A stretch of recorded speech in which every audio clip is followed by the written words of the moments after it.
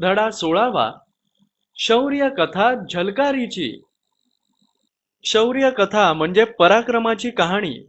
A story of velar. मित्रांनो, झाशी हे मध्य प्रदेशातील एक गाव. कातकऱ्यांची एक वस्ती होती. कातकरी ही एक जमात आहे, अ ट्राईब. त्याच वस्तीत सदोबा व यमुनाबाई हे जोडपं राहायचं. जोडपे म्हणजे उभयता, नवरा बायको, अ कपल. झलकारी ही त्यांची मुलगी.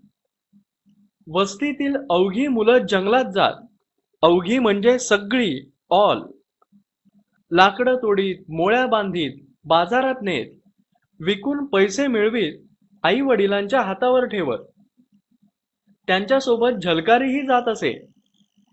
एक दिवस तिनेही लाकडं तोडली, मोळी बांधली. उचलून डोक्यावर ठेवणार तोच एक नवल घडले.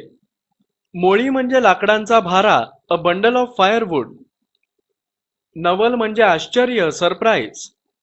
एका चित्त्याने सरळ तिच्या अंगावर झेप घेतली. चित्ता म्हणजे बिबळ्या वाघ, चिता. बरं म्हणून बरं की झेप लाकडी मोळीवर पडली. झलकारी वाचली. झेप म्हणजे उडी, अ लीप. वाचली म्हणजे बचावली, टू बी सेव्ड. ध्यानी मनी नव्हतं ते घडलं होतं. तीही गोंधळून गेली, पण क्षणात सावरली. ध्यानी मनी म्हणजे मनात, इन द माइंड. सावरली म्हणजे भानावर आली, रिकवर्ड.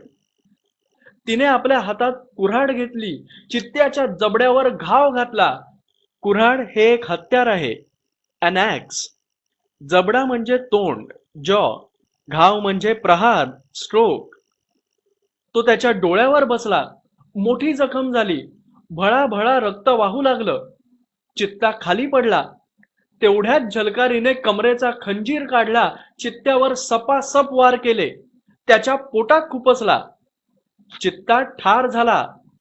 खंजीर म्हणजे कट्यार, अ डॅगर. सपासप म्हणजे वेगाने, वन आफ्टर अनदर. वार केले म्हणजे मारले, स्ट्रक. खुपसणे म्हणजे घुसवणे, टू थ्रस्ट.